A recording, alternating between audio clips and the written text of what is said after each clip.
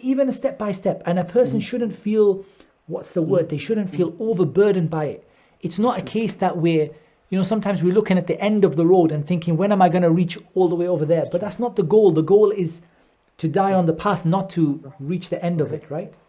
This concept of everything you have to believe, everything you believe has to be based on the response.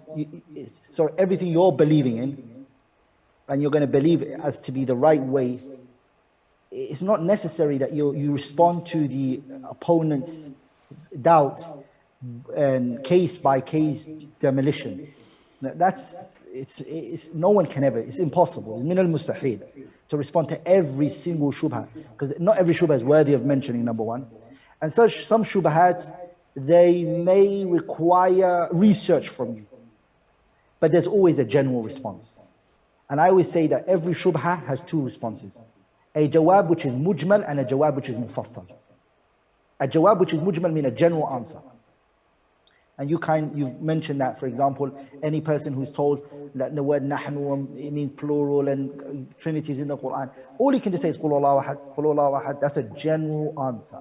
And I was taken back when I read the Kitab Ibn Taymiyyah. I was reading it a lot, and I'm trying to extract many things from it. His Kitab Dar'u Ta'arud al-Aql wal-Naql. Ibn Taymiyyah rahimahullah, he says that the weapon of the Sunni, Ahlul-Sunnah, is the Qur'an and the Sunnah. Yani for us, when anyone ever comes to us, قال الله تعالى, قال رسول الله صلى الله عليه وسلم, because we believe these are the two that are evidences.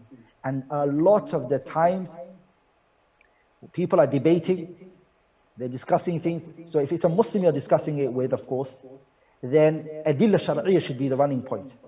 If it's an Ahlul Bid'ah innovator, tell him, do you take the Qur'an? Do you take the Sunnah? Do you take the Ijma'? Are you sure those three are evidences for you? Imam Ahmad, when he debated Ahmad ibn Du'ad, the Qadi of the Mu'tazila, Qadi al-Qudat, the Mu'tazila, Ahmad rahimahullah first of all rejected to debate with him. He said, I don't want to debate you. And then he was told, you have to debate. And then Ahmad said, I don't see you as a scholar, you're not a person of knowledge, why do I need to debate with you? Ala kulli hal, they said you have to debate. And Ma'mun said you have to debate. Ahmad then stood up and he debated. When Ahmad debated, Ahmad rahimahullah, all he said was, قال الله تعالى, قال رسول الله صلى الله عليه وسلم. And a lot of Muslims have this inferiority complex. They think every response has to be a rad aqli, has to be an intellectual response only, and that the Quran and the Sunnah is, I don't know, man, it's not, I shouldn't be using it. No, your weapon and your fortress is the Quran and the Sunnah. That's if it's innovators. If you're debating with the non-Muslims, I always believe that the Quran, it must be used. But of course, if you tell them Allah said it, they won't take it, right? But the arguments of the Quran are solid and anyone can use it. The Sunnah of the Prophet ﷺ, you don't have to say the Prophet said it. You can just use the concept of what's in his hadith against a non-Muslim. And I've done that many times. You're debating with the non-Muslims, there are ayats you can use in the Quran to respond to his doubts. For example, the ayah of أَمْ خُلِقُوا مِنْ غَيْرِ شَيْءٍ أَمْ هُمُ الْخَالِقُونَ أَمْ خَلَقُوا السَّمَاوَاتِ وَالْأَرْضَ بَلْ لَا يُوقِنُونَ. You can use those. أَفِي اللَّهِ شَكٌّ and the aqwal regarding it. The issues of fitrah and Allah الَّذِي فَطَرَ, the ayat which come regarding fitrah. وَاللَّهُ تَبَارَكَ وَتَعَالَى created us all. فطرة الله التي فطر الناس عليها لا تبديل لخلق الله ذلك الدين القيم ولكن أكثر الناس لا يعلمون. Ayat regarding the fitrah you can use.